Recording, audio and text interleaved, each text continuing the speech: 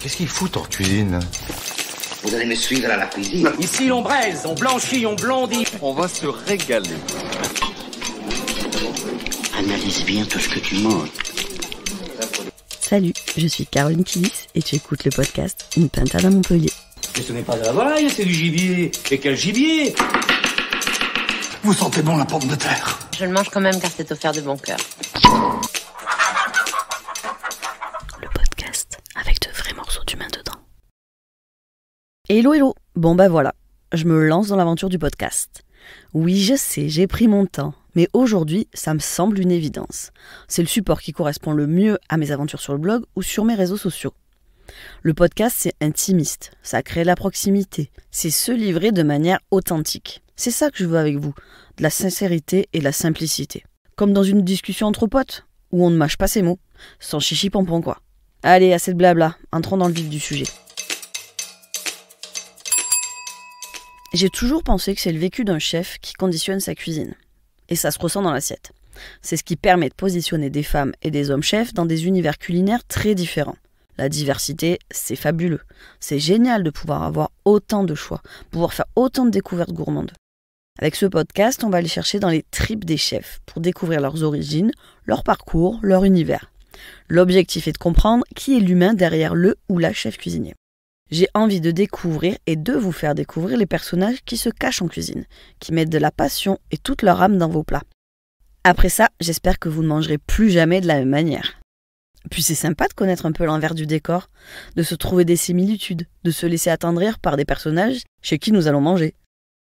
Aujourd'hui, on part à la rencontre de deux chefs avec une cuisine végétale qui cible l'essence. Il est 15h, dans les restos, les services du midi viennent de se terminer. On range les terrasses. Place au dernier coup d'éponge et à la prépa des tables pour le service du soir. Je rejoins mes deux invités de la semaine pour un rencard papotage. Manon Jaoul et Justine Pibaro du restaurant végétal Sensible.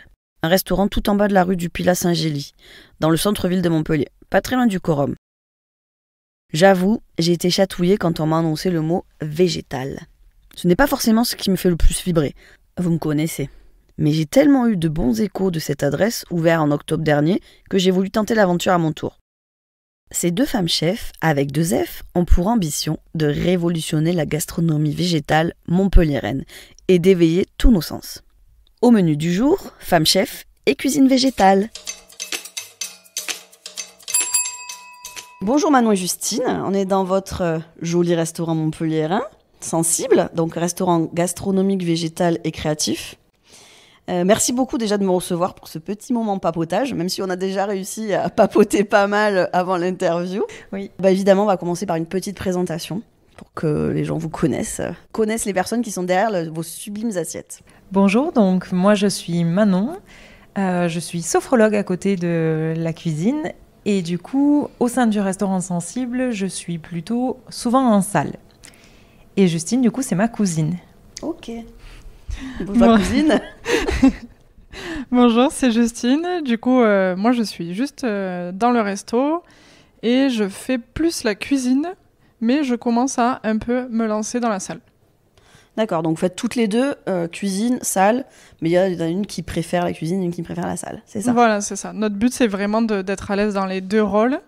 C'est vraiment ce qu'on recherche, qu'on soit toutes les deux au top dans les deux. Quoi. Voilà, parce que c'est essentiel, comme on n'est que deux à gérer le resto.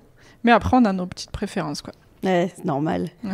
Non, et puis ça, c'est bien, parce que du coup, si Manon, tu fais aussi la cuisine, tu peux bien renseigner du coup les clients. Enfin moi quand je suis venue du coup tu as pu vraiment me raconter toutes les histoires des produits, ce que c'était exactement, pourquoi vous avez utilisé ce produit. Donc c'est vraiment un point positif cette polyvalence, parce que parfois c'est vrai que quand on va dans un restaurant on attend qu'on nous explique un petit peu pourquoi vous utilisez tel ingrédient plutôt qu'un autre, et là vraiment on s'est senti c'était vraiment fluide pour toi quoi. Oui, effectivement, on co-crée vraiment à 50% chacune toutes les recettes. On les prépare ensemble, on les cuisine ensemble tous les mercredis matins quand on commence la semaine. Et du coup, c'est vraiment agréable après, autant pour Justine, les quelques fois où elle va en service, que pour moi, de pouvoir exactement dire comment on a préparé ça quand on a des petits curieux qui nous demandent. Oui. Pour rentrer un peu plus dans votre présentation, du coup, vous êtes cousine. Et vous avez toutes les deux 27 ans, c'est ça? C'est ça. Donc, parce que 28, du coup, pour Justine, maintenant. Voilà. Donc, c'est pour les personnes qui ne vous verrez pas, même si je mettrai des photos, du coup, sur le blog pour un peu vous présenter. Mais du coup, vous êtes deux jeunes chefs. Et du coup, j'ai compris que vous aviez un parcours un peu différent. Vous n'êtes pas venu à la cuisine de suite, puisque toi, du coup, tu es sophrologue. Oui. À la base. Et toi, Manon? Justine, pardon.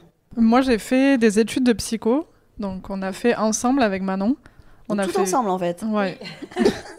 On était au lycée ensemble. Après, on est partis en psycho ensemble. On était dans la même cité universitaire. Mais c'était un hasard. Et après, c'est là qu'on a un peu séparé nos chemins. Mais tout en restant très liés, puisqu'on continuait à voyager ensemble, etc. Et Manon est partie dans la sophro. Oui, école de sophro. Ouais. Moi, je suis partie en voyage pendant plusieurs mois. Et du coup, c'est en revenant qu'on s'est dit, bon, ok, on fait un truc ensemble. Vraiment, au niveau pro, on veut se lancer ensemble, quoi. D'accord. Et du coup, vous êtes toutes les deux, j'ai vu, originaires des Cévennes. Ouais. De Cévennes Ganges. forever. Ouais. C'est ça, c'est Ganges et le Vigan. Ouais. Ouais, donc pur produit. On a nos grands-parents, tous nos parents aussi, qui sont à Ganges et le Vigan toujours. Et du coup, c'est vraiment notre passion aussi de travailler les produits qu'on connaît et qui viennent de chez nous, quoi. Ouais, c'est ce que j'allais dire, parce que dans les Cévennes, les produits, Ouais. c'est génial, quoi. Enfin, Ouais. moi, j'ai des souvenirs de quand j'étais petite, on allait ramasser les oignons, les pommes. Et nous aussi, on ramassait les oignons. Peut-être Dans que quel champ tu les as ramassés? sur les champs de ma tante, donc du coup, ça devrait aller. Je suis pas venue les voler, hein.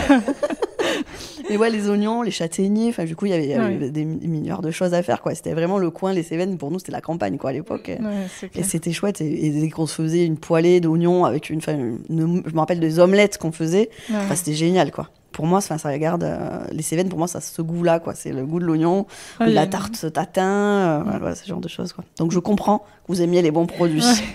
Ouais. Il y a une richesse énorme dans les Cévennes. Même les champignons, tout ça. Enfin, il y a plein de trucs, quoi. Ah, les champignons, je crois que ça se dit pas, hein. On dit pas les lieux, hein. Ah non, Ça, c'est pas du secret, hein. tout. Mais même nous, on est à court de partage, quoi. Il y en a qui nous le disent pas. Ah ouais, après, il faut négocier, mais même négocier, je crois que ça marche pas. Ouais. Donc, vous avez fait donc, vos études à la fois socio, psycho, vous avez voyagé, et du coup, comment vous êtes arrivées toutes les deux à choisir l'aventure de la cuisine? Alors, je pense que ça a commencé du côté de Justine qui voulait qu'on crée quelque chose ensemble. Et effectivement, on s'est rendu compte que parmi tout ce qu'on avait en commun, on avait la cuisine en commun. Pour le coup, Justine adorait préparer des assiettes bistronomiques, gastronomiques, assez originales. Et moi, j'adorais cuisiner végétarien, parce que je suis végétarienne depuis maintenant 8 ans. Et j'aimais beaucoup recevoir des amis et leur proposer des assiettes végétaliennes sous forme un petit peu cantine. Que tout le monde puisse se régaler, mais que ce soit des plats consistants, un peu gourmands. Et en fait, on s'est retrouvés à partager ça, même si c'était sur 2 biais différents. Et on s'est dit, pourquoi pas lier nos 2 cuisines. L'idée, c'était que moi, j'étais à cette époque-là chef à domicile, en plus d'être sophrologue. Et Justine avait fait un petit peu la grande surface où elle était responsable fruits et légumes, et puis ensuite aussi des restaurants. Et l'idée, c'était qu'on relie tout ça ensemble et qu'on crée quelque chose qui nous motive, nous stimule et qui corresponde à 100% à nos valeurs. Et du coup, c'est ce qui a fait qu'aujourd'hui, on a créé Sensible. On a mis 2 ans et demi à le réfléchir parce qu'il y a eu le confinement au milieu, il y a eu le Covid et toutes ces choses-là. Et 2 ans et demi aussi à se former avec des formations qu'on a fait dans les Cévennes et aussi le CAP Cuisine qu'on a passé ensemble. D'accord, oui. Donc de vraies sœurs, quoi. Hein. Cousine, mais oui, liée à la vie. Il n'y a pas grand-chose qu'on n'a pas fait ensemble. Ouais, non, mais c'est chouette, bravo. Là, du coup, vous avez passé un CAP candidat libre? Ouais, c'est ça. On l'a passé pendant le confinement.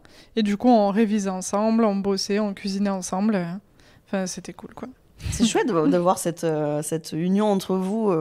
Ben, on sait plus, des fois, on nous demande et on sait pas vraiment quel lien on a parce qu'on est à la fois meilleure amie, sœur, cofondatrice de Sensible, enfin, associée, collègue, enfin, on est un peu tout. Notre lien est hyper complexe, quoi. Du coup, vous disputez jamais, quoi. Franchement, très rarement. Et les rares fois où on se dispute, on s'est toujours dit, on communique et surtout on se dit les choses.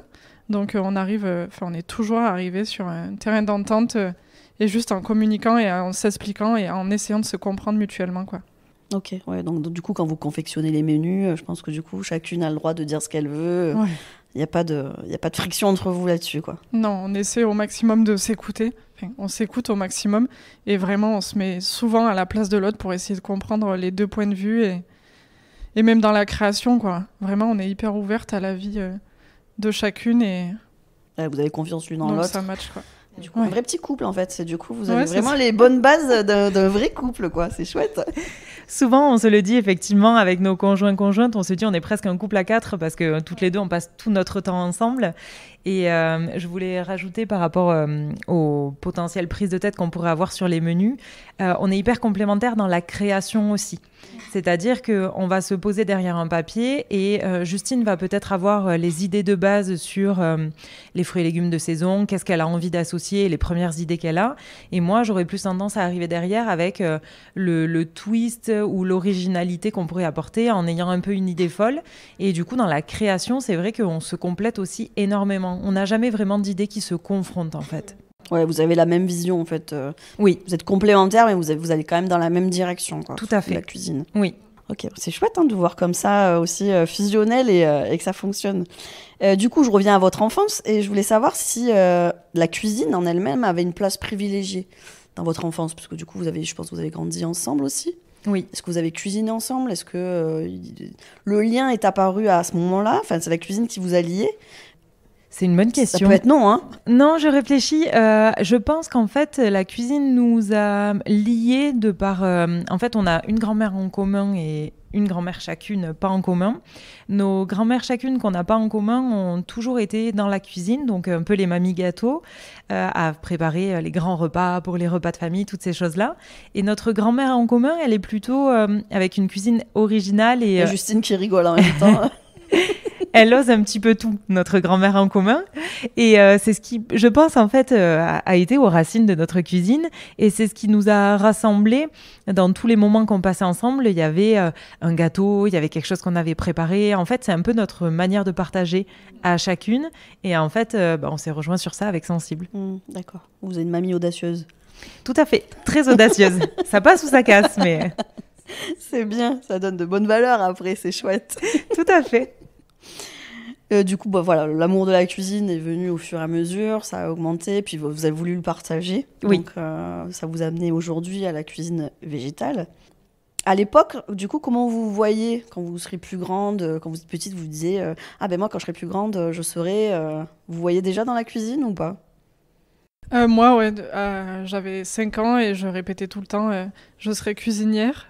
Et j'ai une sœur jumelle et du coup je disais, et toi tu seras ma servante. Je crois que j'ai dit la même chose à mon frère. Ah ouais.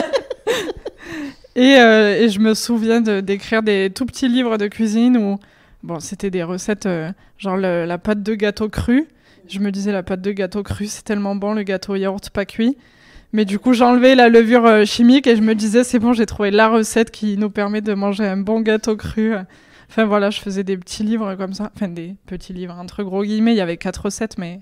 Ah bah, cet âge-là, voilà. c'est déjà pas mal. Ouais. Donc ça venait de jeune, quoi. Et toi, du coup, Manon? Moi, très honnêtement, je me rappelle pas de ce que je rêvais quand j'étais petite. En fait, je pense que j'ai... C'est vrai que ça rejoint la cuisine. Justine vient de dire que je rêvais d'avoir une maison en fromage. Effectivement, je disais ça à tout le monde quand j'étais petite. Donc effectivement, ça rejoint la cuisine de près quand même, mais je me rappelle pas petit à petit, étant enfant, même au cours de mes études, je pense que j'ai eu envie de tout faire en fait à un moment. Quand je suis sortie de la fac, je me suis inscrite dans le courant des slasheuses où je me disais je vais avoir plein de métiers. Et en fait, petit à petit, c'est ce que j'ai fait, c'est ce que je fais encore aujourd'hui en étant et au restaurant et sophrologue à côté. Mais j'ai jamais su exactement trouver le métier qui me correspondrait à 100% et ça pour toute ma vie. D'accord. Mais tout à l'heure, tu m'as confié quand même que tu aimais bien manger. Mais donc j'aime ça vient bien manger. peut-être du coup aussi de là. Oui, absolument. Pour le coup, aujourd'hui, je pense que j'ai pas trouvé le métier, mais je me dis que si la sophrologie s'arrête petit à petit, je pense qu'avec Justine, on a tellement de projets, tellement d'envies autour de la cuisine et puis peut-être ailleurs que ce sera forcément mon métier de rêve à un moment, en tout cas qui me correspond à quasi 100%. Ouais, de toute façon, c'est ça, hein, on se construit au fur et à mesure, on fait ce qu'on aime. Dans 5 ans, ça se trouve, vous ferez autre chose, mais c'est ça qui est bien, quoi. Ce qu'on nous disait avant l'interview, c'est que du coup, aujourd'hui, on fait pas un seul métier, on en fait plusieurs. Et on fait surtout ce qu'on aime et ce qu'on a envie de faire. Donc, on peut se permettre, quoi. D'où la mamie qui ose. Du coup, vous avez retrouvé cette notion et cette valeur d'oser. Et c'est bien, quoi. Et ça se ressent aussi dans votre cuisine, parce que du coup, on sent que vous vous éclatez dans ce que vous faites, quoi. Oui. Il y a vraiment ce côté créatif. Et de toute façon, vous êtes obligé d'être créative, parce que quand on vous donne plusieurs ingrédients qui sont... pas que des pâtes, que des légumes évidemment, hein, mais quand vous devez en extraire du coup des textures, des cuissons, pour vraiment leur donner cette mâche, enfin moi j'étais pas choquée, hein, mais plutôt dans le bon sens du terme, hein, j'étais étonnée en fait de pouvoir manger un plat, enfin plusieurs plats parce que j'ai eu votre menu Sens, plusieurs plats et à aucun moment la viande n'avait sa place dans vos assiettes. Enfin pour moi il y aurait un morceau de viande en plus et je l'aurais même pas mangé. Parce qu'en fait, il y avait tellement de goût, tellement de texture, tellement de couleurs, tellement de saveurs et d'arômes que ça pétait en bouche, en fait. Et quand après, je parle en tant que carnivore, mais en tant que personne qui aime la viande, ce qu'on aime dans une viande, c'est la mâche, donc c'est avoir ce côté mâche, les sucs qui vont en sortir. Et c'est ça en fait qui nous font penser que c'est de la viande parce que finalement c'est toute une magie qui s'opère et c'est notre cerveau qui réagit et qui se dit ah bah tiens tu es en train de manger de la viande et en fait vous avez réussi à capter ça et en fait à le mettre dans vos assiettes et moi vous avez totalement troublé mon cerveau qui s'est dit bah non enfin c'est quoi c'est qu'est-ce que tu manges en fait je comprends pas très bien et du coup j'ai même pas eu besoin de viande quoi c'est le truc c'est j'ai mangé mais c'était magique quoi. Et je vous l'ai dit à la fin du service, pour moi, c'était quelque chose de phénoménal. Hein. J'avais jamais mangé ça à Montpellier, même ailleurs. Vous étiez un peu, d'ailleurs, timide et très, très humble. J'ai trouvé ça très, très beau parce qu'il faut vraiment vous le dire. C'est vraiment des assiettes exceptionnelles. Et vous arrivez à détourner, en fait, le cerveau pour lui faire... manger des choses mais vraiment très bonnes que moi je n'aurais jamais cuisiné, je n'aurais même pas eu l'idée de partir sur ce genre de recette ou utiliser tel ingrédient avec tel arôme, tel parfum rajouté avec un petit vapeau. Il me semble que c'était de la fleur d'oranger sur un produit que je mets à volonté ou pour équilibrer moi-même mon plat selon comment je l'aime et je trouvais ça magique. Donc évidemment, je me suis retrouvée j'avais l'impression d'être un petit magicien. C'est moi qui faisais avec les fioles, avec les vapos. Au début du plat, au début du service, il y avait une cloche où il y avait un fumé de bois d'olivier, il me semble. Oui. C'est ça. Et c'était quand vous parlez on parle de sensible, on reviendra dessus, hein, mais il y a vraiment tous nos sens qui sont en éveil parce que du coup, c'est une vraie expérience. Et le client est vraiment acteur en fait de son repas. Oui. Et c'est ça qui est magique parce que du coup, vous m'aviez demandé au début du repas, est-ce que vous voulez connaître les ingrédients ? Oui. Et là, du coup, et la personne avec qui j'étais, je fais, oh ben non, on va essayer de découvrir, voir un petit peu notre niveau, quoi. Et finalement, c'était magique parce que chaque bouchée, en fait, on a pris tellement le temps et tellement, en fait, le temps de vraiment d'essayer de savoir quel était le produit utilisé, qu'en fait, ça nous a fait revenir à se dire, voilà, je comprends ce que je mange. C'est pas en termes de satiété, mais du coup, c'est en termes de goût, gustativement. Oui. Et c'est vrai qu'aujourd'hui, on prend plus le temps de goûter les choses, de faire attention à ce qu'on mange. Des fois, on enfourne des choses, on sait même plus ce qu'il y a dedans, quoi. C'est pas très, très bon. Et aujourd'hui, votre expérience, elle est à vivre absolument par tout le monde. Et que la personne soit végétale ou qu'elle soit carnivore, il y en a vraiment pour tout le monde. Et c'est une vraie expérience. Donc voilà, j'ai trop parlé encore une fois, mais c'était juste pour dire que c'est pour le côté créatif, c'était sur ça que j'étais partie, c'est que vous êtes vraiment obligé d'être créative sur vos plats, sur vos recettes. Donc c'est bien, vous fusionnez toutes les deux et vous arrivez à créer des choses mais vraiment divines, quoi. Déjà, merci beaucoup. Ça m'a bouche bée. En fait, c'est vrai que pour la question de la viande, on a trouvé que certains restaurants végétariens faisaient justement du remplacement de viande. Pour nous, l'idée, c'était complètement de l'enlever et pas du tout essayer de la retrouver par des saveurs ou par des textures qui ressemblaient. On l'a complètement occulté, en fait. Et on s'est concentré sur tout le reste, notamment principalement des fruits et légumes. Donc, la créativité part de là. On s'est dit, les féculents, c'est un plus pour que ça tienne au corps quand même, mais nos ingrédients principaux, en fait, c'est à peut-être 98% des fruits et légumes. Donc, en fait, ça réduit les possibles, comme on respecte la saisonnalité aussi, et on fait avec ce qu'on a sous la main, et on arrive, on espère, en tout cas, on a des retours en ce sens-là, à faire des choses assez originales qui peuvent plaire à tout le monde et attirer tout le monde aussi. Donc même des personnes qui ne sont pas végétariennes, végétaliennes. Et ça, c'est une énorme victoire pour nous parce qu'on entend beaucoup des personnes nous dire « je n'aimais pas l'endive » ou « je n'aimais pas le chou ». Et grâce au fait que je ne le savais pas avant, j'ai pu laisser la chance à ce fruit ou ce légume. Et en fait, ils repartent en étant maintenant convaincus que peut-être ils vont commencer à l'aimer. Et ça, c'est énorme pour nous. C'est un des plus beaux cadeaux, je pense. Ouais, moi j'ai été choquée sur certains produits justement. Et c'est des choses que je cuisine pas, je pourrais pas cuisiner comme vous, je l'ai déjà dit. Hein. Mais c'est vrai que du coup, il y avait, je sais plus exactement, il y avait du poireau. J'ai l'habitude d'en manger, mais c'est vrai que je le fais régulièrement en soupe ou nature avec de l'huile d'olive. Mais là, voilà, il avait toutes les textures, quoi. Il était à la fois braisé, il y avait plusieurs petites choses. C'était magique, quoi. Et on voit aussi en fait comment on peut le cuisiner. Et comment on peut en fait extraire tout son jus en fait de possibilités. Et ça c'est super chouette quoi. Je trouve ça vraiment bien. C'est ça. Et en fait aussi, un des trucs qu'on a, c'est qu'on n'a pas de formation de cuisine hyper classique, où on n'a pas bossé dans des grandes cuisines, etc. Et du coup, on a une sorte de... On n'a pas vraiment de limite. Donc en fait, on teste plein de choses. Donc il y a plein de fois où on va se louper. Mais il y a d'autres fois où on va faire des trucs et que ça matche hyper bien. Et on n'est pas, on n'a vraiment pas de limite, même dans les associations, etc. On part du principe que potentiellement tout peut aller ensemble et que c'est juste une question d'équilibre, de dosage, de cuisson, de texture, etc. Et du coup, on teste tout. Donc on met souvent, on aime bien mettre des légumes dans les desserts, etc. Et ça rend des choses cool, quoi. Ouais, c'est vrai que du coup, si vous aviez eu une formation, même si vous avez passé votre CAP candidat libre, une formation beaucoup plus classique, ça vous aurait déjà peut-être mis des œillères ou vous auriez peut-être moins cette créativité que vous avez aujourd'hui, quoi, qui se retrouve nulle part ailleurs. Mais et c'est ça qui est, c'est comme vous dites, que vous le soulignez, c'est ça qui est bien, quoi. C'est que vous n'êtes pas bridé en fait. Vous n'êtes pas bridé et vous essayez tout, quoi. Et comme nous, quand on mange à votre table, c'est une expérience. Et vous, l'expérience, vous la faites dans votre marmite, du coup, en cuisine, quoi. C'est vous un petit peu, pas la sorcière, mais la bonne fée qui faites la bonne potion, quoi. Ouais, c'est ça, c'est clair.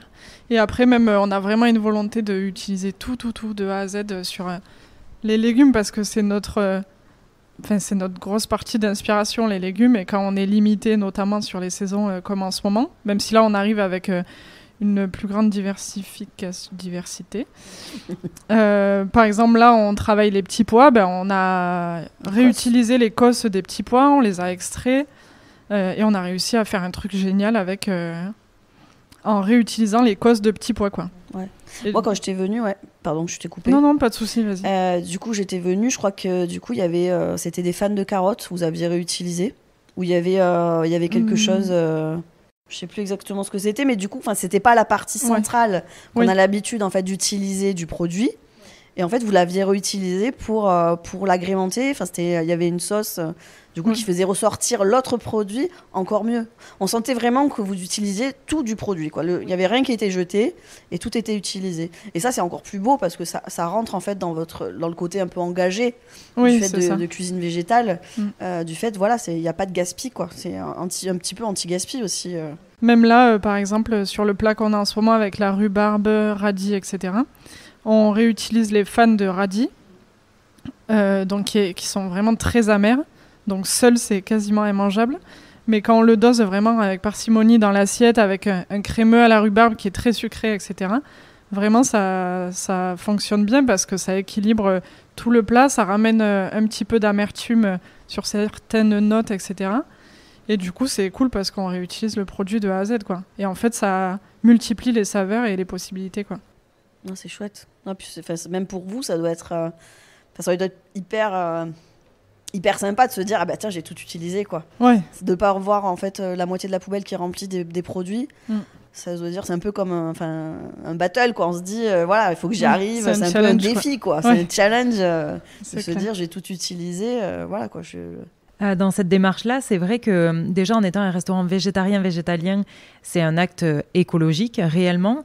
Et petit à petit, on a réfléchi à comment aller le plus loin possible dans l'écologie, avec la saisonnalité absolument, la localité, vraiment, c'est quelque chose de très important pour nous. Je pense que vraiment nos produits viennent de 50 km à la ronde, à vol d'oiseau autour du restaurant. Et vraiment, on s'est dit c'était très important de ne pas avoir une poubelle remplie de parures de fruits et légumes qui pourraient être réutilisés. Surtout quand on utilise du produit un petit peu bio pour certains, mais surtout locaux, donc qui ont un respect de la nature et sur lequel nous, on peut avoir un regard. Tout s'utilise en fait. Il n'y a aucune raison de ne pas utiliser les parures ou les épluchures de carottes. Là, on fait des pickles dans une assiette. On a des pickles, des épluchures de carottes. Oui, et puis en plus, je sais que vous connaissez bien vos producteurs. Oui. Du coup, je pense que vous ferez de la peine de jeter la moitié de leurs produits, quoi. Exactement. Ne serait-ce, que là, les oignons, justement, c'est l'oncle à Justine qui nous fournit en oignons doux des Cévennes. Malheureusement, la saison n'a pas encore commencé. Et utiliser les épluchures d'oignons pour faire des bouillons ou pour faire n'importe quelle utilisation, au-delà du fait que ce soit bon pour la santé, il y a aussi le fait que vraiment tout s'utilise, même si on n'a pas l'habitude de le faire. Ouais, donc là, tu disais tout à l'heure, du coup, que c'était, vous avez vraiment misé sur le local. Oui. Donc c'est vraiment 50 km à la ronde. Oui. Et du coup, vous connaissez vraiment tous vos producteurs. Tout à fait. C'est ça. Et du coup, vous les choisissez selon vos, par rapport à quoi? Selon les affinités, déjà, c'est bien, ça, déjà, vrai, ouais. c'est important. Oui. La qualité des produits, bien sûr, aussi. Et après, vraiment aussi le feeling, quoi. Souvent, on sélectionne un producteur, après, on va le rencontrer, etc. Et c'est là, on se dit, ok, ça match entre nous et ça nous fait hyper kiffer de cuisiner ces produits-là. En fait, c'est ça qui nous rejoint aussi et dont on est vraiment d'accord avec Manon, c'est qu'on adore et vraiment, quand j'épluche les oignons de mon tonton, vraiment, c'est un bonheur de ouf pour moi de me dire putain, mais je sais d'où vient cet oignon. C'est nous qui les avons ramassés pendant des années parce qu'on a fait les oignons pendant des années avec Manon à chaque saison. Et de voir presque au moment où tu épluches tes patates ou tes oignons, tu vois le visage derrière et c'est hyper gratifiant, quoi. Ouais, et tout le travail qu'il y a et c'est pas juste une patate qu'on reçoit. Ouais, qui viendrait du bout du monde et que ça. Vous savez pas d'où ça vient, comment ça a été fait. Et c'est pour ça aussi qu'on a fait le choix de pas utiliser de bananes ou avocats ou des produits qui viennent de hyper loin. Chocolat, c'est un des seuls produits qu'on utilise de hyper loin. Chocolat et café, c'est les seuls qu'on s'est dit, ok, on fait l'impasse sur les deux. Parce que vraiment, on n'a pas trouvé d'alternative et qu'on a trop de demandes sur chocolat en dessert, quoi. Même si moi, la dernière fois, j'avais pas eu de chocolat. Ouais. C'était de la pomme. Et c'était très très bon. Pomme persil, ouais. Ouais, il y avait un petit biscuit qui n'était pas cuit. Enfin, je sais pas comment c'était fait d'ailleurs. C'était un pudding de pain. Voilà, pudding. Donc on utilise les parures de pain qui nous restent et on faisait un pudding.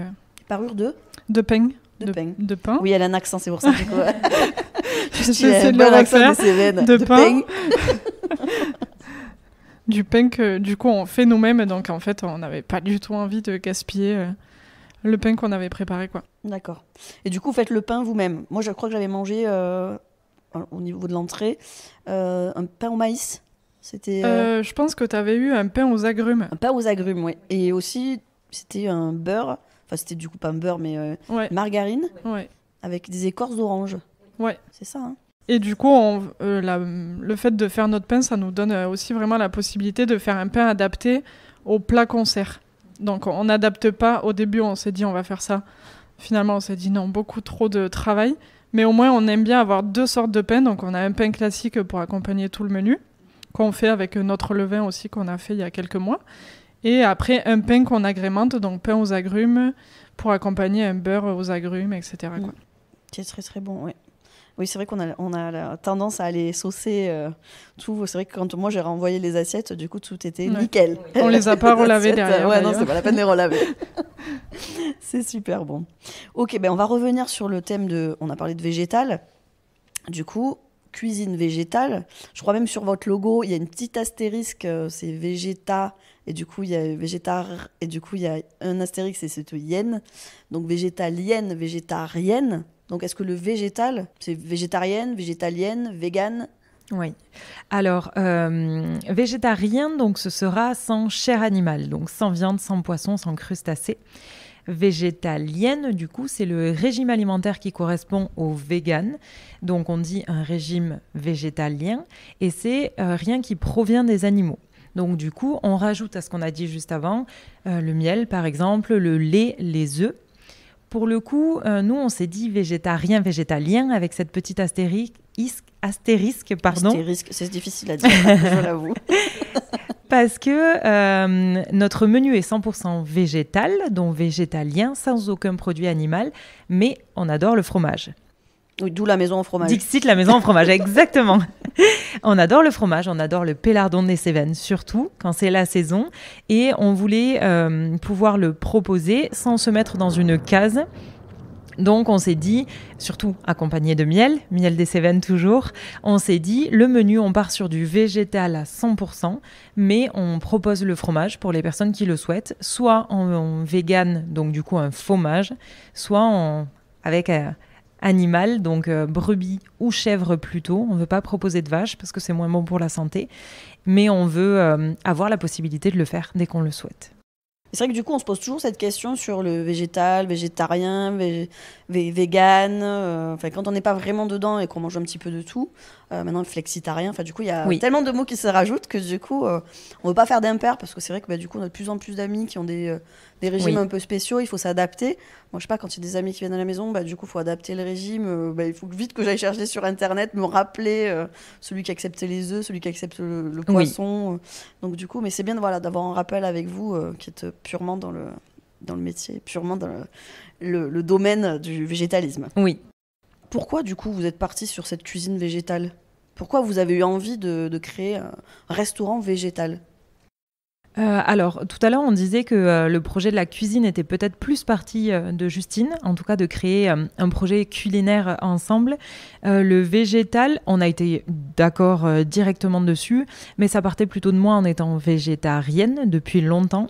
Et ça a été une évidence pour Justine, en fait, à partir du moment où on se l'est dit, ça paraissait logique, surtout le fait de ne pas travailler de chair animale. Donc pas de viande, pas de poisson, pas de crustacés. Honnêtement, c'était important pour nous, pour les valeurs écologiques qu'on a dit tout à l'heure. Et on pense que c'est aussi le futur. Et à Montpellier, malheureusement ou heureusement pour nous, il manque cruellement de restaurants végétariens, végétaliens bons. Ou alors de propositions végétariennes, végétaliennes dans des restaurants classiques. Et du coup, on voulait apporter un nouveau restaurant par rapport à tous les végétariens, végétaliens qu'il y a à Montpellier et tous ceux qui arrivent, parce qu'il y a beaucoup d'étudiants à Montpellier avec ce nouveau régime alimentaire qui arrive, pouvoir proposer une option supplémentaire. Oui, c'est vrai. Du coup, c'est vrai que les restaurants végétariens, végétaliens, j'en ai pas beaucoup trouvé, moi. Oui. J'ai trouvé du coup pas mal de cantines, qui proposent en fait des solutions végétariennes, végétaliennes, mais rarement en fait des restaurants qui font une vraie composition végétarienne, végétalienne. Donc il y a un vrai travail derrière de cuisine, de cuisson, de texture. Voilà. Là, je crois que vous êtes tombé sur le bon filon. Et c'est vrai que c'est ce qui manquait, comme tu dis, il manquait vraiment un restaurant végétarien, végétalien à Montpellier. Donc c'est chouette que vous soyez arrivés là. Oui, ce que je voulais dire effectivement, c'est que moi, en étant végétarienne, j'ai cherché. Donc j'ai fait tous les restaurants végétariens de Montpellier qui sont bons. Mais j'ai cherché aussi à goûter d'autres restaurants, notamment des restaurants un peu plus comme nous, bistronomiques ou gastronomiques. Et c'est vrai que pour la plupart, ils composent des assiettes végétariennes parce qu'on le demande. Et il y en a certains qui s'adaptent et d'autres qui ne le souhaitent pas. Et c'est tout à fait honorable et ils ont tout à fait raison s'ils ne savent pas faire. Mais la cuisine végétarienne et végétalienne à Montpellier en tout cas, c'est vrai qu'elle est, comme tu dis, plutôt cantine, plutôt on mange rapidement et ou alors avec des produits qui ne sont pas forcément locaux, comme on disait tout à l'heure, les avocats, les bananes. Donc on s'est peut-être enfermé un petit peu en voulant mettre tout ça en place, mais on trouvait que ça manquait à Montpellier. Oui, la preuve, c'est que du coup, vous êtes quasiment complet tout le temps, donc du coup, Oui. c'est que j'avais vraiment une attente des Montpelliérains. Et comme tu dis, il y a des personnes qui arrivent du coup sur Montpellier et qui ont des régimes alimentaires très différents du régime, enfin, je vais pas dire normal parce que je vais me faire huer, mais du régime traditionnel en fait. Et du coup, c'est bien qu'il y ait cette diversité. Oui. C'est bien que même les personnes qui ont l'habitude de manger de la viande quasiment tous les jours puissent avoir l'opportunité, comme moi, de venir et de goûter cette façon de cuisiner. Parce que moi, c'est des plats que je pourrais pas refaire chez moi. Oui. Et en fait, c'est un peu l'expérience aussi que j'aime quand je vais dans un restaurant, c'est que je mange des choses que j'ai pas l'habitude de faire, pas l'habitude et que je sais pas faire. Parce Oui. que du coup, il y a une vraie expérience là aussi, même si pour certains, voilà, ça peut être un peu plus sans avoir les fioles, etc. C'est une vraie expérience quand on goûte un produit qu'on n'a pas l'habitude de cuisiner. Et ça, c'est vraiment, moi, à la base, ce que je cherchais dans un resto, c'est ça. C'est le côté, la nouveauté qui me donne envie. Et puis, peut-être qu'il va me donner envie, justement, de le cuisiner. Oui. J'arriverai peut-être pas au même niveau, mais ça va me donner, en fait, l'intention de cuisiner un nouveau, par exemple, un nouveau légume, de lui associer de la noix concassée, je sais pas, d'utiliser mes fans de carottes, d'utiliser mes fans de radis, de faire des pickles, comme tu disais tout à l'heure, quoi. Et je pense que il y a un peu cet apprentissage qui vient aussi de vous, parce que du coup, vous donnez l'envie et vous donnez les idées aux personnes qui viennent dans votre restaurant, du coup, de cuisiner plus de légumes. Donc, et ça, je trouve que c'est hyper intéressant aussi, quoi. Oui, on essaie, c'est vrai, et en plus, j'y pensais là justement quand tu parlais, au-delà du végétarien, on a aussi toute la partie expérience autour qui nous permet d'attirer des personnes qui seraient carnivores, clairement, dans notre restaurant, mais au-delà de juste les attirer, pour la plupart en tout cas des retours qu'on a, ils se régalent. Donc ils repartent avec un plaisir à manger davantage de légumes ou à manger peut-être de temps en temps au cours de la semaine végétarien, alors que jusque-là, ils ne le faisaient pas. C'est vrai que l'objectif avec Sensible, c'était vraiment ça aussi. Manon en étant végétarienne et moi en n'étant pas végétarienne, j'avais vraiment envie de bosser avec Manon et j'acceptais totalement le côté végétal.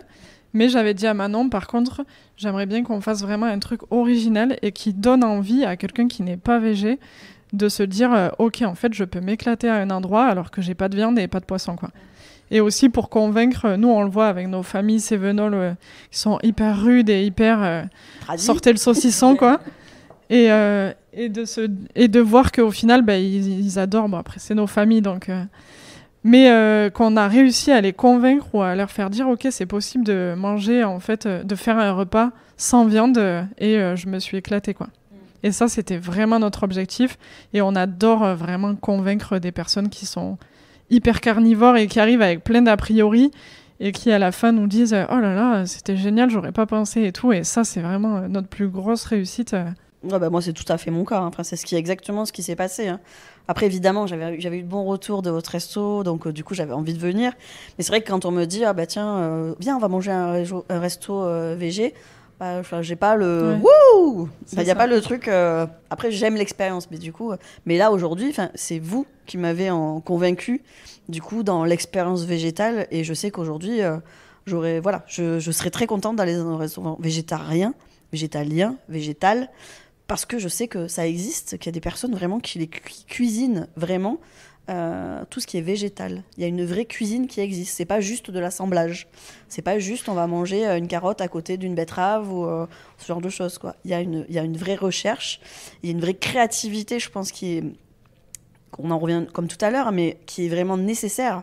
Parce que sinon, évidemment, pour être grossière, mais on va s'emmerder en fait dans l'assiette s'il n'y a pas des textures, des jus, s'il n'y a pas tout ce qui va être gourmand en fait. Parce que finalement, c'est sûr, si on met une carotte toute seule et une betterave, on va pas se mentir, c'est pas gourmand, c'est pas gourmand. Voilà, quoi. il manque le côté gourmand. Et en fait, le côté gourmand, vous le retrouvez en utilisant en déviant en fait les différents légumes et en leur apportant ce côté gourmand avec une partie d'œufs, en mélangeant avec des herbes aromatiques, des feuilles. Je sais que vous utilisez des plantes, des micro-pousses, qui donnent un peps de fou sur certaines choses, d'autres choses, c'est poivré, ça peut remplacer le poivre, ça peut remplacer le sel, c'est magique, quoi. C'est vraiment le truc, c'est vraiment à tester, c'est vraiment vous marquez expérience. Je sais pas s'il y a marqué expérience, c'est moi qui me suis ancré ce mot-là. C'est peut-être sur notre site internet, ouais. c'est possible. Mais vraiment, c'est l'expérience du début à la fin, parce que c'est la découverte des produits, c'est la découverte avec vos fioles, vos vaporisateurs. Du coup, il y a même un compte-gouttes. Enfin, je crois que c'était sur de la pomme, une glace. Ouais, c'est ça. Voilà, c'était des petites gouttes. Enfin voilà, c'est fou en fait d'arriver là. Enfin on est vraiment sur c'est de l'artistique quoi, parce que de la création, là on est vraiment sur de l'art. Mais c'est pas pour faire plaisir, hein, c'est vraiment que je l'ai vraiment ressenti comme ça. Enfin après vous avez peut-être dû le voir quand je suis partie. Enfin vraiment j'étais emballée quoi. On t'avait convaincu. Ouais, vous m'avez convaincu et puis là pour moi c'est bingo quoi. Ouais, merci énormément vraiment. Du coup, je vais revenir sur le côté, on a parlé de bistronomie, gastronomie. Donc, vous parlez de bistronomie, donc sur votre Insta, il y a marqué bistronomie végétale.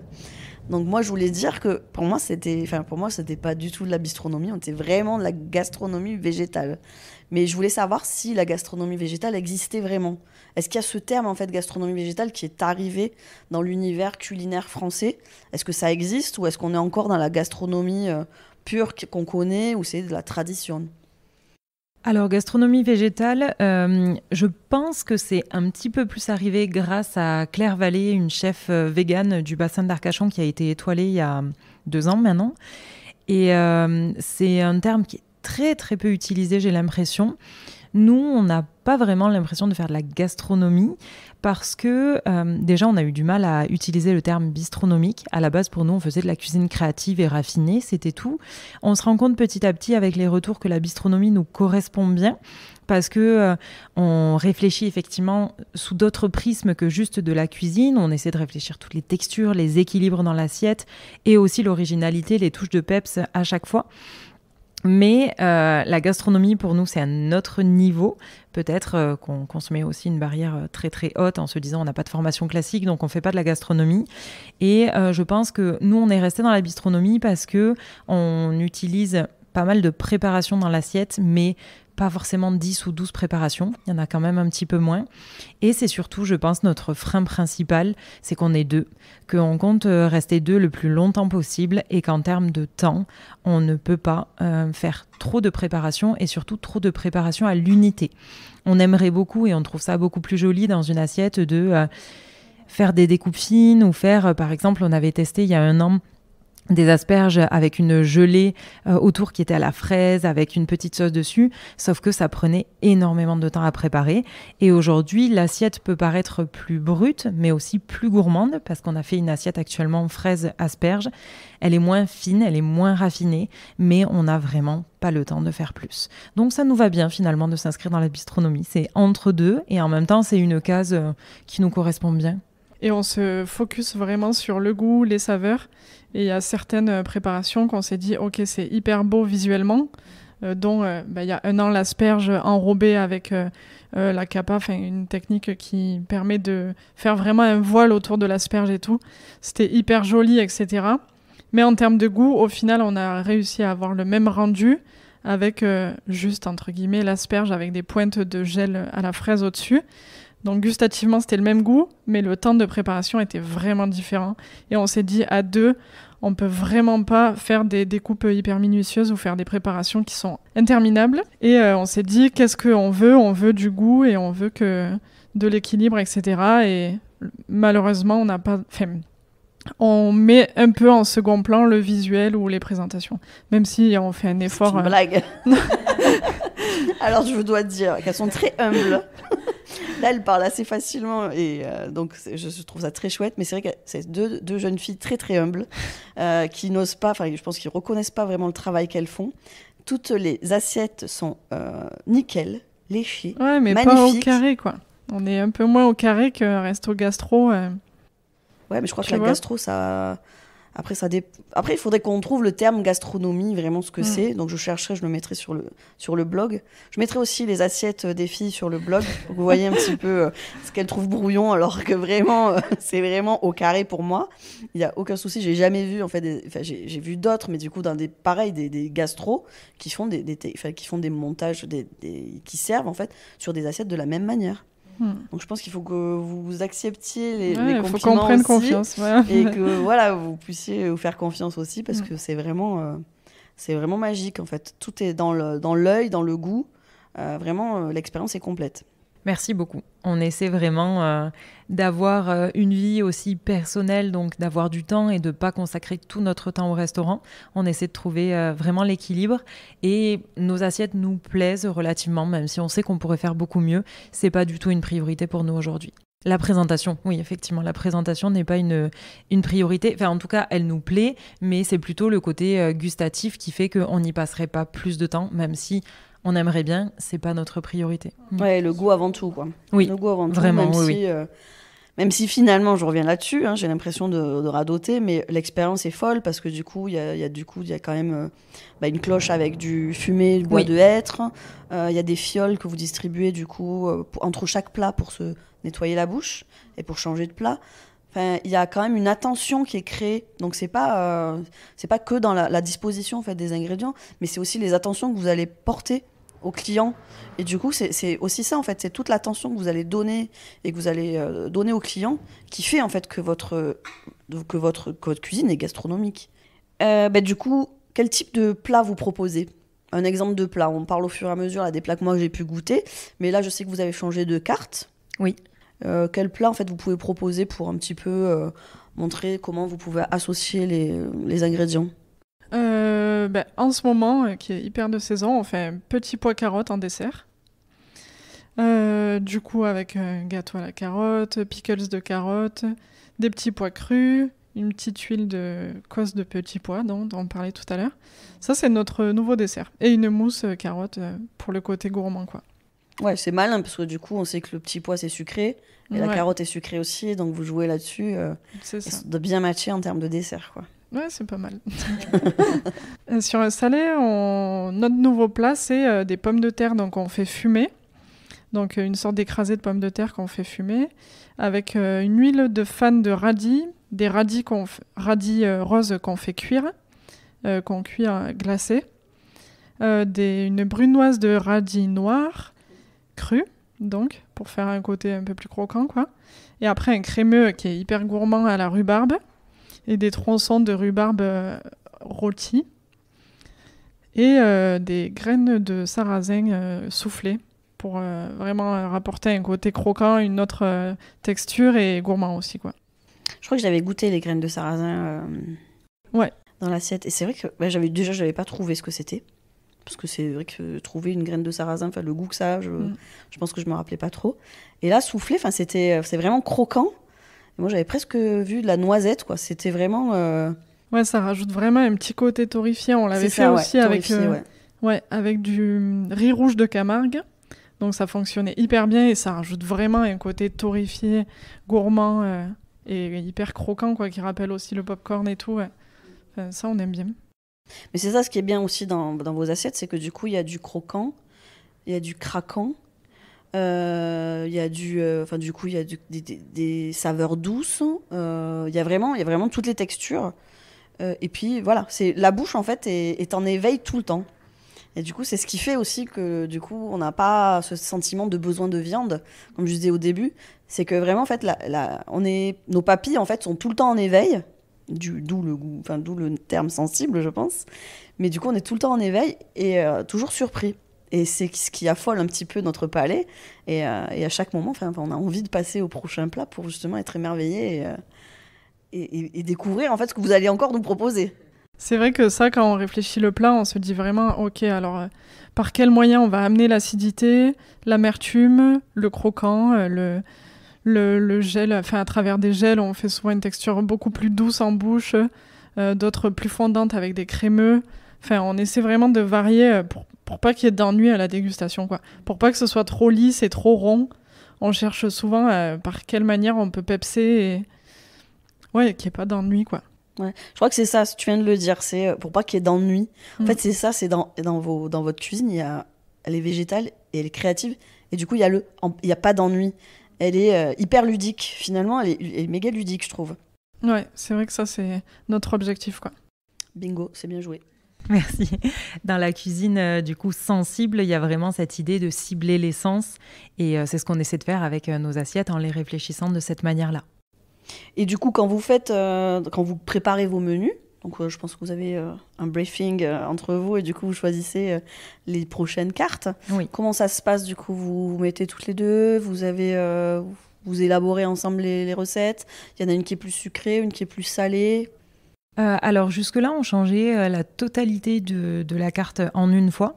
Ça a été énormément de travail et finalement, on a changé petit à petit de le faire à un rythme qui nous correspond plus et qui est moins carré, on va dire.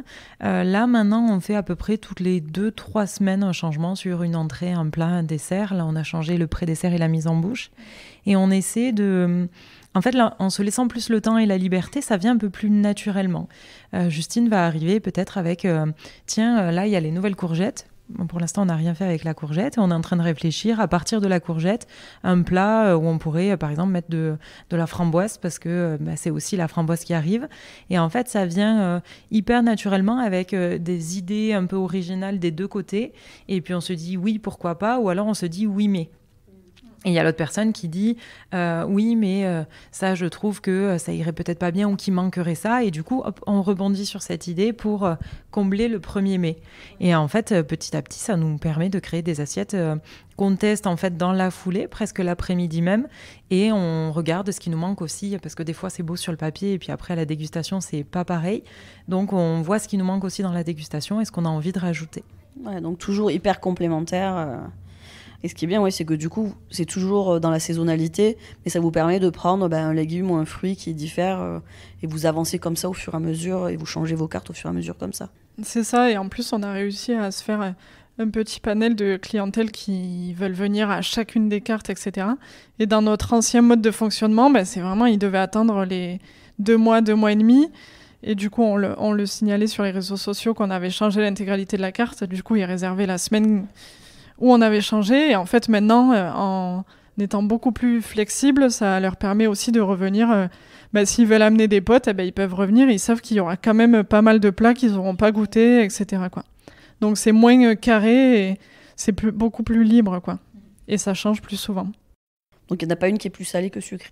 Dans les préparations en cuisine, il y a quand même Justine qui aime le... Alors ça, c'est vrai que depuis le début, il y a plutôt un pôle chaud, un pôle froid. Justine sera plutôt au fourneau sur le pôle chaud et moi sur le pôle froid. Ce qui enclenche, et en même temps ça me va très bien parce que j'adore ça, moi j'adore faire la pâtisserie. Donc c'est vrai qu'on peut faire des préparations ensemble. On fait un crémeux carotte qui sera pour le dessert, mais ça reste un crémeux carotte qui sera fait au chaud. Mais moi, les pâtisseries, j'adore faire des gâteaux, j'adore respecter des proportions, alors que Justine est plutôt au feeling. Donc c'est vrai que quand même, je suis plus, je pense, sur le pôle dessert. Même si c'est pas une limite définitive de se dire maintenant on fait le sucré, Justine le salé. Elles viennent d'où toutes les petites herbes que vous utilisez sur les différents plats? Parce que ça aussi, c'est l'apport qui fait pepser le plat et qui sème un petit peu l'accord entre les différents ingrédients. Oui.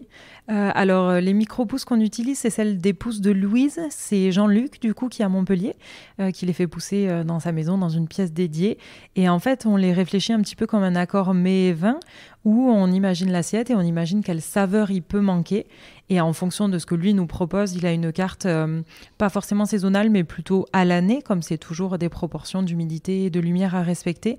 Il peut plus ou moins produire les mêmes choses toute l'année. Donc du coup, à chaque fois qu'on change les plats, on va aller le voir ou lui envoyer un message pour savoir qu'est-ce qui pourrait correspondre à ce nouveau plat. On essaie vraiment de se déplacer même pour des gros domaines de vin, par exemple, qui travaillent avec énormément de monde ou de caves à Montpellier. C'est important pour nous d'aller voir la personne directement. Et comme tu dis, il y a du coup ce retour qui vient de la personne qui produit en nous disant « Ok, là par exemple, Jean-Luc, pour les micro-pousses, il a fait des fleurs. Il nous a amené un petit pot de fleurs en nous disant « si vous voulez tester ça sur vos prochains plats, vous pouvez. » Et du coup, c'est vraiment de la relation donnant-donnant. Et ça, on adore. C'est très humain en fait.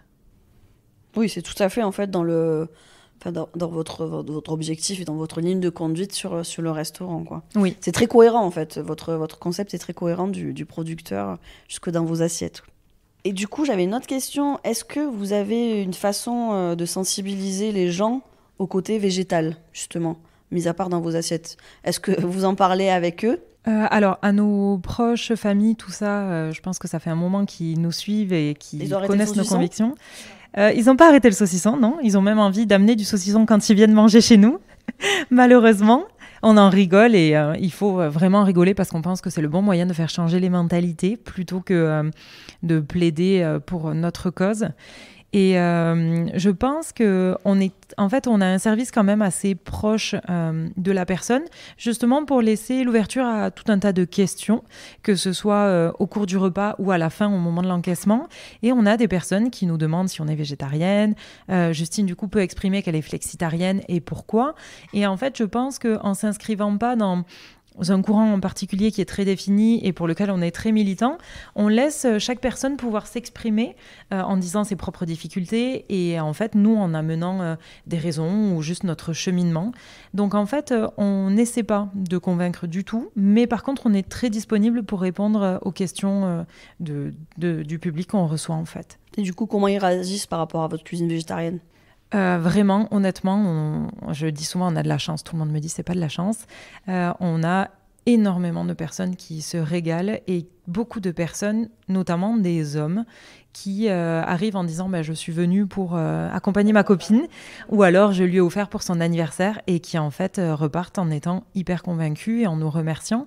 On a eu même une jeune fille qui est venue avec ses parents il y a une semaine ou deux qui nous a envoyé un message sur Instagram en nous disant merci énormément d'avoir converti mes parents et notamment mon père qui du coup maintenant est hyper ouvert à ça alors qu'avant c'était pas le cas.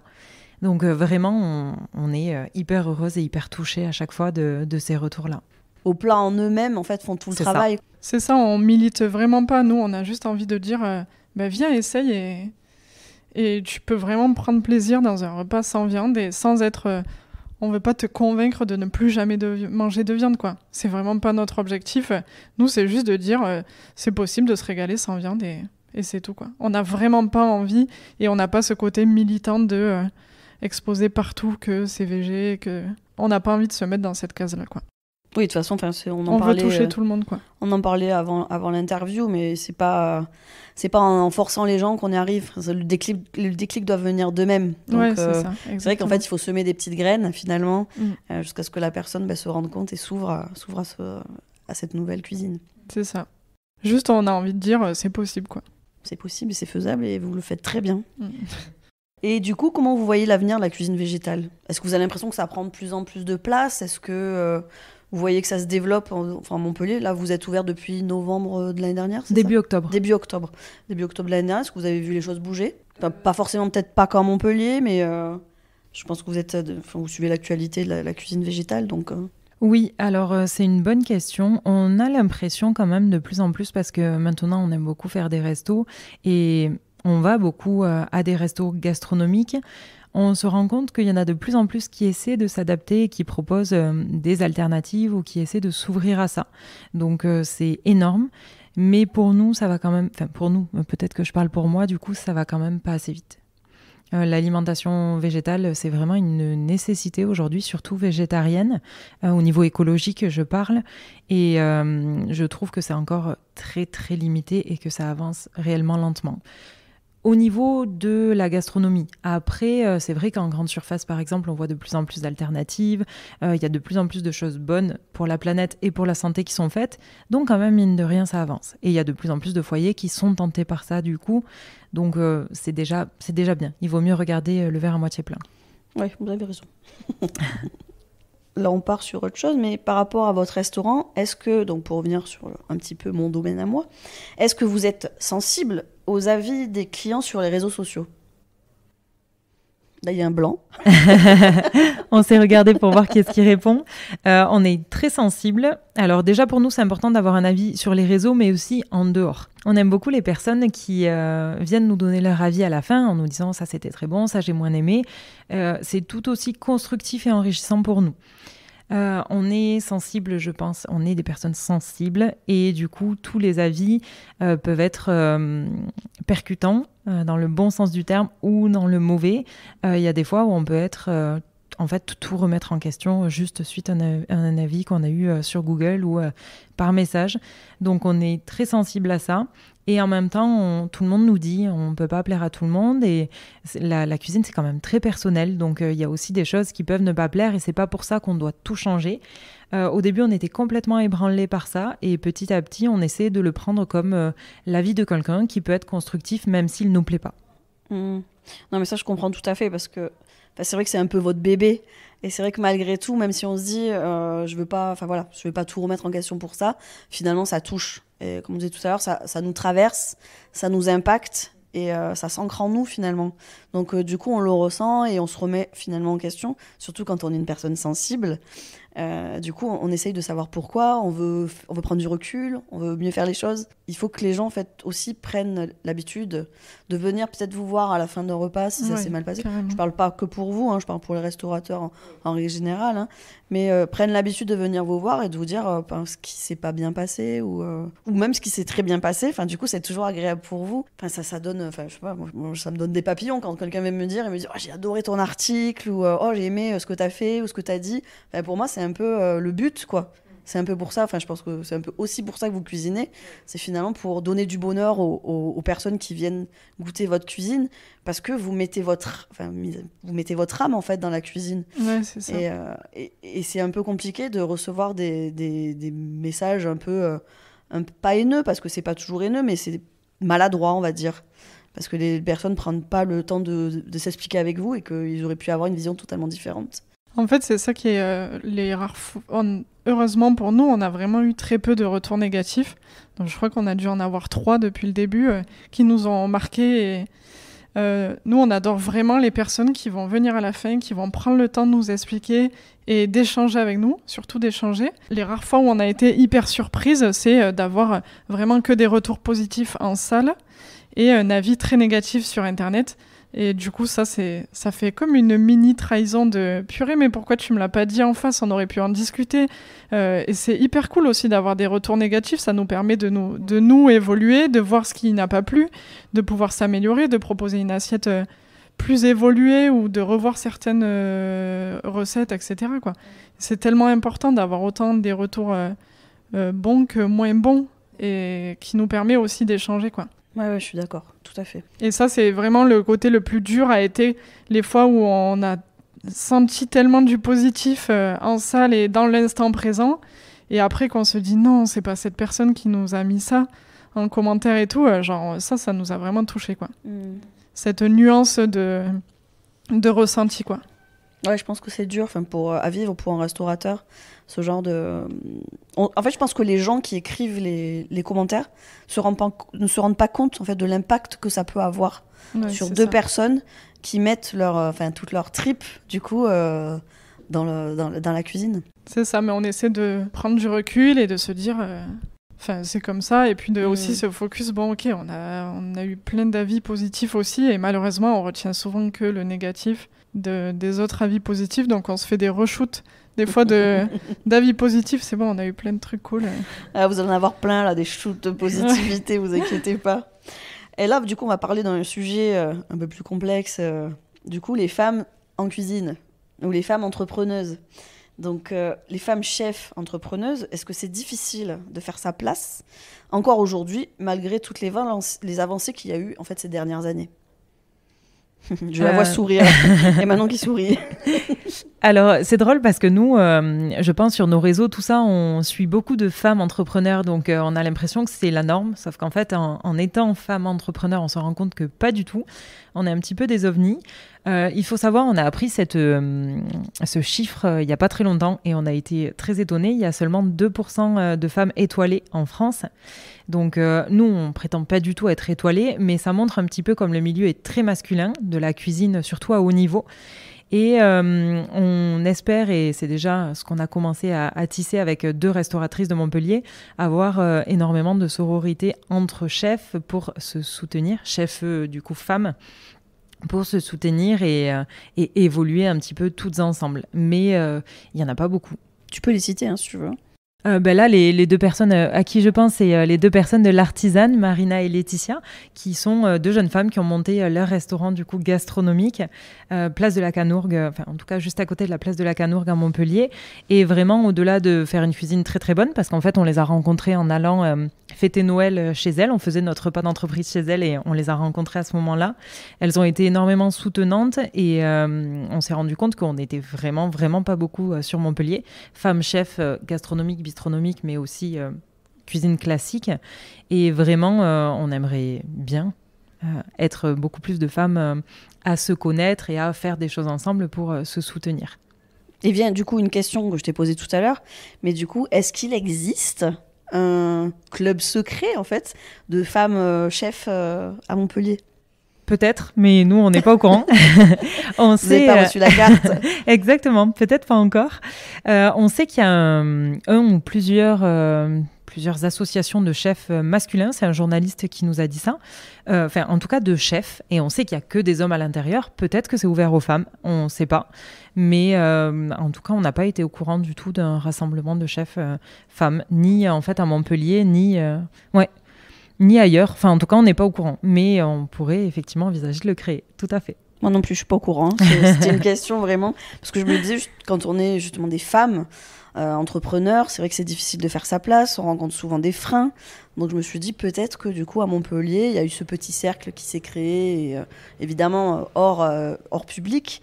Mais je me disais, voilà, ça serait peut-être intéressant. Parce que moi, je sais que quand j'ai commencé le blog, on avait fait une team blog, on appelait ça.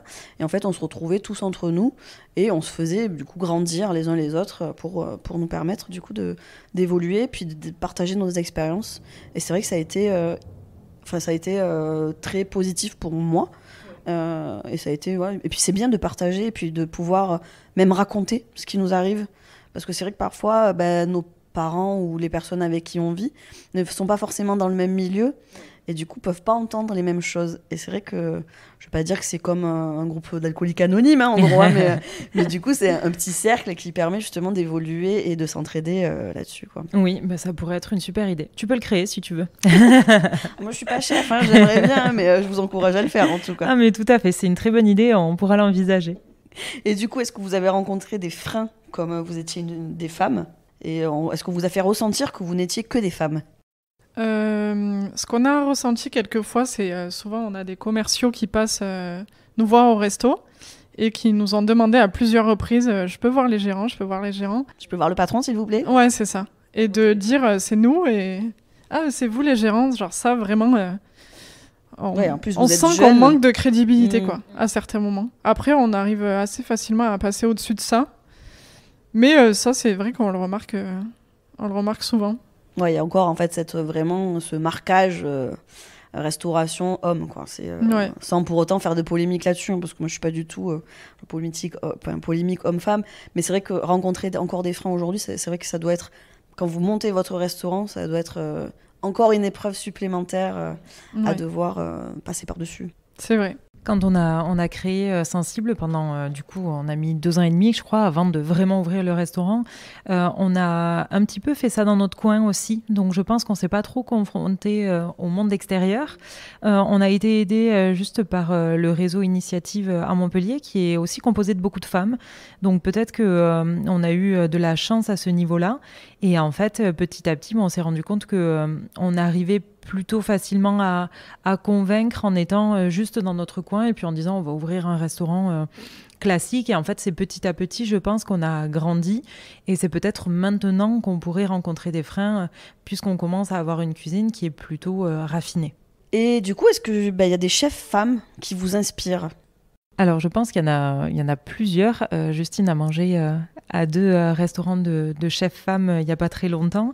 Moi, là, aujourd'hui, la personne qui me vient, parce que j'y ai mangé il n'y a pas très longtemps, les personnes, c'est les 2 gérantes de Aponem. Oui. C'est un restaurant, du coup, gastronomique à Vaillant, donc c'est pas loin de chez nous. J'y suis allée il y a une semaine ou 2, et vraiment, elles sont incroyables. Déjà, c'est 2 femmes, 2 jeunes femmes, et puis elles ont créé leur restaurant. Et je dirais aussi Claire Vallée, que j'ai citée tout à l'heure, qui a été la première chef étoilée avec un restaurant vegan. J'ai fait un stage aussi là-bas, donc du coup, j'ai vu un petit peu comment elle travaillait. Et ce qu'elle travaillait, elle travaille énormément de produits originaux que je ne connaissais même pas, notamment des aromates ou des choses vraiment pas du tout courantes. Donc je pense que ce seraient les 2 personnes que je citerais, moi. Enfin, les 3 du coup, en comptant les 2 personnes d'Aponem. Bon, après, je dis femme, mais vous pouvez dire homme, mais c'est vrai que du coup, quand dans un univers féminin, je pense qu'on s'associe plus facilement à une femme. Justine, du coup, a mangé au restaurant de Colline Folquier il n'y a pas très longtemps, et aussi également chez Hélène Darroze. Donc c'est vrai qu'on disait on peut parler d'hommes, mais en fait, on se rend compte qu'on cible aussi beaucoup les femmes. On mange, nous, principalement dans dans des restaurants étoilés et Anne-Sophie Pic pour Justine quand elle est montée à Paris. Donc en fait, c'est quand même un prisme peut-être qu'on a, mais aussi une manière de soutenir la gastronomie française féminine. Oui, ça va, on se fait plaisir quand même, Justine. Tout à fait. En ayant un restaurant, on a envie d'aller voir ce qui se fait ailleurs. Et du coup, tout à fait humain, ouais. On essaie vraiment de cibler des bons restaurants. Donc maintenant, gastronomique, c'est vrai qu'on se le permet depuis qu'on a une entreprise, un restaurant. Et vraiment, c'est un plaisir parce qu'en plus, Justine va y manger en couple et moi aussi. Et du coup, on a aussi les partages de nos conjointes qui arrivent à l'équation, qui connaissent notre cuisine et qui du coup nous donnent leurs avis sur les cuisines des autres femmes. Donc c'est très, très intéressant et très enrichissant pour le restaurant aussi. Oui, c'est une sorte de formation. C'est ça. C'est de formation. C'est une bonne formation. Formation à 20h avec une bouteille de vin. C'est bon, c'est très bien ce qu'il faut faire. Alors sur le côté un peu plus ludique du coup de l'interview, je vais vous demander si vous avez une recette fétiche, mais que par contre vous faites chez vous. Ou est-ce que vous ne cuisinez pas du tout chez vous ? Moi je dirais tarte à l'oignon. Ah bah oui, les Cévennes. Inévitable, j'essaie de reproduire la tarte à l'oignon de ma grand-mère, mais que c'est fou. Je n'arrive pas à reproduire, mais j'essaie. On n'en arrive pas à reproduire les recettes des grand-mères. Hein. Elles ont toujours ce... Moi, je sais qu'elle a jamais compté ce qu'elle mettait dedans. Ouais, mais je pense que c'est ça le secret. Et je pense que c'est ça le secret, mais pourtant, elle avait toujours le même goût, la sienne. Et moi, quand je le refais, ça n'a absolument pas le même goût. Bon, il y a toujours le souvenir qui fait que j'ai l'impression de manger la même. Ouais, mais c'est vrai que du coup, on essaye toujours... Et c'est ça qui est beau aussi, quoi. C'est se dire, pendant le temps que j'essaye de préparer... j'essaye de reproduire la tarte de ma grand-mère et du coup on pense à elle et c'est ça qui est joli aussi, quoi. Ouais, c'est clair. Je pense qu'il y a une question de gras aussi qui rentre à fond dans le truc.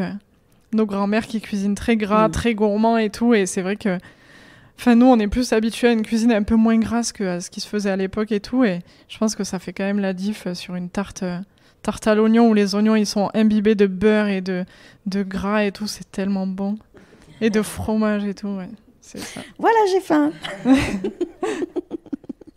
Et du coup, toi, Manon, c'est la maison au fromage, c'est ça ? Exactement. Ah, mais vraiment. Là, en hiver, j'étais ravie, du coup, avec la fondue, la raclette, pas grand-chose à préparer. C'est vrai que malheureusement, on cuisine quand même moins chez nous. En étant au restaurant 4 jours par semaine, en fait, le reste de la semaine, on est plutôt en mode repos et pas trop envie de cuisiner. Moi, ce que je dirais, c'est que j'aime beaucoup faire un gros plat pour en avoir pendant 2 ou 3 jours. Et je pense que les recettes que je fais le plus, ce sera le couscous végétarien, du coup, ou ce sera le pad thai, ou alors le chili avec du lait de coco, par exemple, et un petit peu les légumes que j'ai sous la main et les épices, qui sont des plats réconfort, plutôt adaptés à l'hiver. C'est pour ça que je pense à ça. Là, au printemps, c'est plutôt des gazpacho ou des choses comme ça. Mais un plat un peu cuisine, convivial et réconfortant que je vais avoir pour plusieurs jours. Oui, c'est le côté pratique aussi. Exactement. Quand vous rentrez tard ou que vous n'avez pas forcément non plus peut-être l'envie aussi. Même si on adore la cuisine, c'est vrai que parfois, quand on se retrouve chez soi, on a envie peut-être de faire autre chose, quoi. Tout à fait. Sinon, une autre question, quel est votre dernier coup de cœur food ? Alors, ça peut être un produit, ça peut être un lieu, ça peut être une personne. C'est une très bonne question. Je crois que je vais me répéter, mais tout à l'heure on parlait des chefs. Je pense que Aponem, c'est mon coup de cœur restaurant, avec l'alternative du coup végétarienne. Et après, je vais réfléchir, je pense, le temps que Justine donne sa réponse. Mais moi, je dirais les liqueurs qu'on a. Genre, c'est une distillerie qu'il y a au fin fond des Cévennes, donc à Besse et Esparon. Et en fait, ils font des produits vraiment incroyables. Plein de liqueurs hyper originales, dont des liqueurs à l'oignon doux, par exemple, romarin, etc. On a une thématique oignon avec toi. Ouais. C'est très oignon dans la famille et dans l'entourage. Ouais, en plus, j'ai des photos de moi, j'ai 1 an et je suis dans un champ d'oignons, quoi. Et non, c'est vraiment, ils font des produits de ouf qui divisent en plein de catégories, quoi. Des liqueurs à la pomme rainette, du Vigan, vraiment des produits incroyables. Dont des whiskies, un whisky artisanal aussi qu'ils ont fait, à partir d'eau de vie de châtaigne. Ils font du gin artisanal aussi. Voilà, incroyable. Et autant dans la qualité des produits qu'ils utilisent pour faire leur distillation après, quoi. Et dont ils distillent dans des vieilles distilleries, quoi. C'est trop bien. Et du coup, par exemple, la liqueur d'oignon, tu la cuisines comment ? Tu la cuisines, tu la bois, La liqueur d'oignon, souvent on la propose, enfin pas forcément au resto, mais plus dans notre entourage quand on en ramène ou quoi.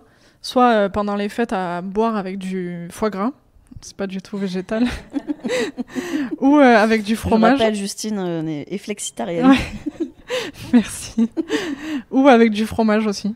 Mais après, elle est hyper dure à boire. On a souvent des clients qui veulent la goûter après le repas, donc on la déconseille, parce que ça peut être hyper violent après le repas et surtout après le dessert, quoi. Ouais, qui est plus doux, du coup, généralement. C'est ça. Et ça, c'est une distillerie qui se trouve où ? À Bessay-Esparon. Ça s'appelle BG Distillerie. Ouais, c'est dans le Gard, près du Vigan.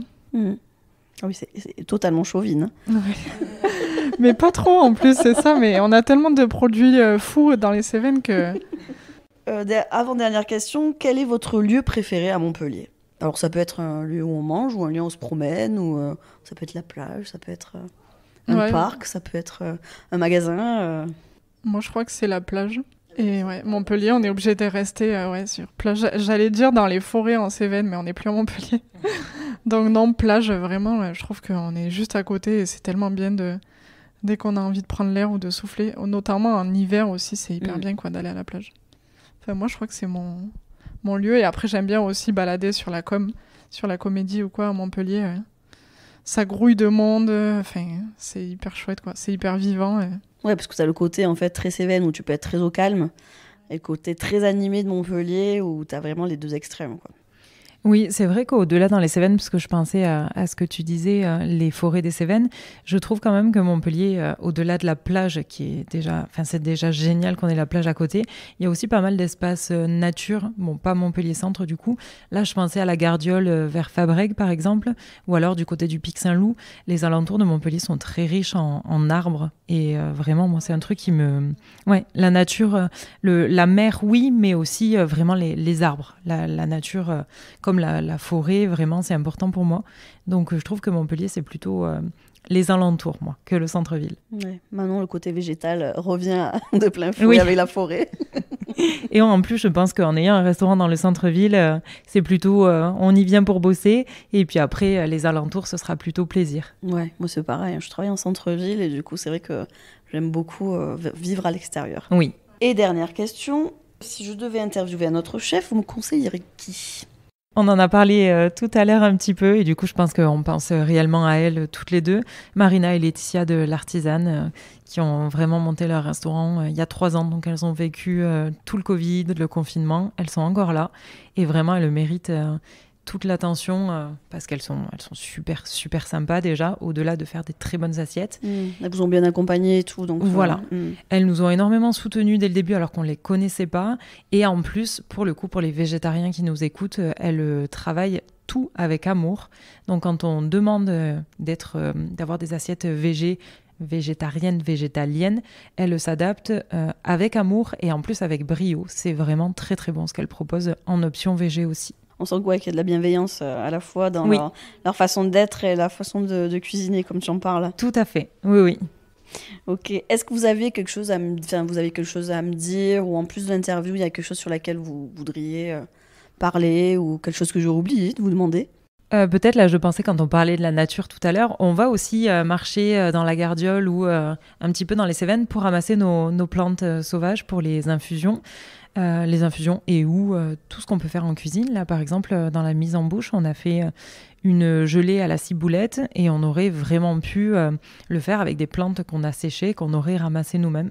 C'est important pour nous de faire le maximum. On fait aussi nos boissons fermentées et petit à petit, on essaie de s'entourer de plein de professionnels, mais aussi de travailler en fait chaque produit du début à la fin, et le début c'est aussi le ramassage soit des oignons dans les Cévennes, soit du thym dans la Gardiole. D'accord, donc en fait c'est dans les petites éprouvettes qu'on a entre les plats. Oui. C'est les infusions de vos plantes que vous allez récupérer. Alors ça peut être des infusions, mais ça peut être aussi des jus, ça peut être des extraits de quelque chose. Enfin on réfléchit nos infusions en fonction du plat, et du coup vraiment on laisse de nos infusions, du coup on réfléchit nos fioles en fonction du plat, et ça peut être des infusions, mais ça peut être aussi plein d'autres choses. des jus, vraiment. En fait, on sait pas. Pour l'instant, je vais pas m'exprimer sur le sujet parce que tout n'est pas ouvert encore et on pourrait avoir des idées folles qui nous arriveraient. Donc, on n'a aucune limite dans ce qu'on met dans les fioles. C'est surprise. Voilà, exactement. Ouais, moi, ça m'a fait penser à ce petit au gingembre dans les plats japonais où justement on mange le gingembre pour se nettoyer la bouche et passer au plat suivant. Oui. Et je trouvais ça super sympa du coup d'avoir fait vos infusions ou vos jus qui permettent justement de sortir du plat qu'on vient de manger, qui était plein de saveurs, plein de croquants, de croustillants, enfin de tout, et qui nous permettent, hop, on refait reset du coup et on revient à zéro et hop, on repart sur autre chose. Et c'est vrai que je n'avais pas trop vu ailleurs et je trouve ça sympa. On essaie vraiment de les réfléchir. Peut-être que quand tu as mangé, c'était plus après. On essaie de les réfléchir à chaque fois en fonction du plat qui arrive, ou on peut boire avant ou après. Et nous, on préconise toujours l'un ou l'autre, soit pour se rincer la bouche après, soit pour introduire le plat et du coup avoir quelque chose vraiment en lien avec ce plat-là. Ah oui, d'accord, oui. Donc en début du plat pour justement amorcer les saveurs qui allaient arriver, les arômes qui peuvent intervenir. Tout à fait. On fait un petit peu les deux et on préconise en fonction de ce qu'on ressent, comme pour tout en fait. Ok, c'est bien. Vous êtes sensible. Tout à fait. C'est sur ces beaux mots du coup qu'on va terminer notre interview. J'étais ravie de faire ma première interview avec vous. Merci beaucoup. C'était c'est hyper intéressant. Du coup. Comme je vous ai dit au début, mon intérêt, c'est vraiment montrer les personnes qui sont derrière les assiettes, qui sont en cuisine et qui mettent toute leur tripes en fait dans leur... Je ne vais pas dire tripes dans un restaurant végétal, mais dire qu'ils mettent leur âme dans les plats. Et moi, ce que j'ai envie, c'est ça, c'est que les personnes qui vont écouter ce podcast se disent « Ah bah tiens, je vais aller chez Sensible aussi pour découvrir les deux jeunes filles que j'ai pu écouter, la folle de l'oignon ». Et la dame à la maison de fromage, c'est cette âme-là en fait que j'ai envie que les gens voient et se disent voilà, il y avait vraiment des humains qui sont derrière. Et en plus, c'est deux jeunes femmes, génial parce qu'ils ont eu une idée super de mettre un restaurant végétal dans le centre de Montpellier qui n'existait pas en fait auparavant. Et merci beaucoup pour ta bienveillance et ton écoute, vraiment, vraiment. On s'est vraiment régalé, on a passé un très bon moment. Ouais, c'est vrai que du coup que c'est passé comme c'est passé super vite. Je devais rester qu'1 heure. Finalement, je crois que ça fait 3 heures que je suis là. Ouais. Je suis du coup, on te prend pour le service ce soir. Écoutez, avec plaisir. J'ai pas le choix du coup. Je vous ai retenu 3 heures. Bon, fin du suspense. Je ne suis pas restée pour le service du soir. J'espère que vous avez kiffé autant que moi ce premier épisode. Je me suis régalée de découvrir en même temps que vous les deux chefs qui se cachent derrière le restaurant Sensible. Vous pouvez bien sûr les retrouver sur Instagram ou sur leur site internet pour les résas. Je vous mets tous les liens en description et sur mon blog pintademontpellier.com. Évidemment, sans oublier toutes les photos des plats, du resto et des chefs. Avec ce petit shoot de rappel sur la cuisine végétale, j'espère que ça titillera vos sens et que vous y verrez encore un autre attrait pour les non-initiés. On peut être flexitarien, carnivore et avoir plusieurs repas végés dans la semaine. Consommer moins, mais mieux. C'est un peu mon leitmotiv ces dernières années avec la viande. Conditions animales, santé, environnement, tout ça contribue à m'inquiéter un peu plus à ce que je mange sans pour autant faire des choix radicaux. J'ai appris aujourd'hui, et en dégustant la cuisine de Manon et Justine, qu'en plus d'être bonne, la cuisine végétale peut être ludique, créative, innovante et raffinée. J'ai retenu aussi que les femmes chefs sont très peu nombreuses encore aujourd'hui. Seulement 10% des étoilées sont des femmes en 2023. Pourtant, elles apportent leur propre style culinaire, leur créativité et leur passion à la scène gastronomique française. Il est important de souligner que ces femmes chefs ont souvent dû surmonter des obstacles et des préjugés dans un milieu traditionnellement dominé par des hommes. Mais leur persévérance et leur excellence culinaire ont contribué à changer les perceptions et à ouvrir la voie à d'autres femmes désireuses de poursuivre une carrière en cuisine. Vive les femmes chefs! Bon, les hommes chefs, je vous kiffe aussi. Encore un grand merci à Justine et Manon. J'ai été ravie de faire cette première interview avec vous. Vous êtes mon baptême du feu dans le monde du podcast. Je vous souhaite une très belle réussite dans votre aventure à vous, l'aventure végétale. Et bien sûr, merci à vous de m'avoir écouté jusqu'au bout. Si ça vous a plu, que vous souhaitez plein d'autres aventures savoureuses et surtout me donner le smile, abonnez-vous et laissez-moi plein d'étoiles. Enfin, si vous avez des idées de sujets, un restaurant qui vous aguiche depuis un moment, ou des envies de découvrir l'histoire d'un chef montpelliérain, dites-moi-le en commentaire sur Apple Podcast ou sur Spotify, ou bien encore sur mes réseaux sociaux Une Pintade à Montpellier. À très vite pour de nouvelles aventures gastrophoniques. Dépêchez-vous, je vais rater ma dinde, moi. Minuterie. Le podcast avec de vrais morceaux d'humains dedans.